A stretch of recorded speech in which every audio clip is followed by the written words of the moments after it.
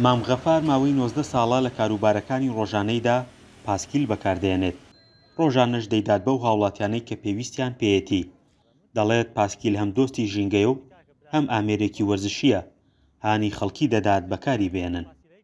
بەعام خەڵک حەزی لێتی بەس هەیە شەرمە، ینی پێی شەرمە، بەڵام پاسکی شتی عیب نییە، شەرمی ناوێت. ئەمجا شتێکی نییە بڵێ وەڵا کاکە ژینگە پیسەکە یا مەسەر بخوا نەخواست تووشی حادیسە و بەزم و ڕەزمە بمانێت. هاوڵاتیان دەڵێن پێویستە حکوومەت دەست پێشخەری بکات و ڕێگای تایبەت بە پاسکیل لە ناوەندی شارەکاندا دروست بکات تا هاوڵاتیان زیاتر بەکاری بێنن. هیوادارم لێرەش حکوومەت هێرەمی کوردستان بتوانێت وەکو بڵێ ڕێگەیەکی تایبەتیش بۆ پاسکیل دروستکە کە هاوڵاتیان بە ئاسانی هاتوچۆ بکەن و بکرێ بە کەلتور. لە وڵاتی ئێمە شەسەر بەداخەوە هەنێ لە هاوڵاتیان پێیان عیبە پاسکیل لێخوڕن.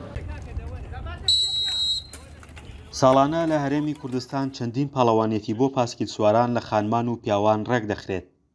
ئەوان وە خۆیان دەڵێن ئێستا هوشاریەکی باش لەسەر پاسکیل سواری هەیە و سوودێکی زۆریشان لە پاسکیل بینیوە. وەڵاوەکە منی بینم لە جادە زۆر تەشتێمانەکەن خەڵک و هیچ کێشەیەکم بۆ دروست نەبووە. من دوای ئەبینم کە بیرکردنەوەی کەسەکان خۆیانە بە ڕوانگەی وەرزشەکەواتە وا بیرەکەنەوە کە لەو سەرجادە ئەگەر پاسکیل بەکاربێنن کەسێک تانێ شتێکی لێدا، بەڵام بەی جۆرێکوانێ من 6 ساڵە پاسکیل بەکارێنم تا ئێستا تووشی ئاستەنگ نەبوومەتەوە، بەڵکو ڕوبەڕووی دەستخۆشی بوومەتەوە کەواتە من وایە بینم ئەو کسانی کە بەشدار ناکەن هۆکارەکە خۆیان نەکۆمەڵگا.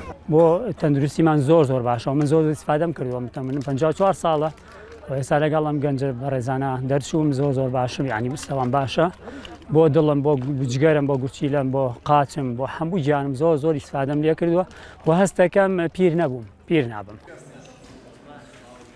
تێڕوانینی کۆمەڵایەتی کۆمەلگا لەگەڵ کرانەوەی بەرەو ڕووی پێشکەوتنە گیانیەکاندا گۆڕاوە.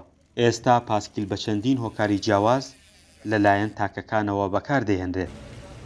فەرحان هەورامانی، دەنگی ئەمریکا، هەڵەبجە.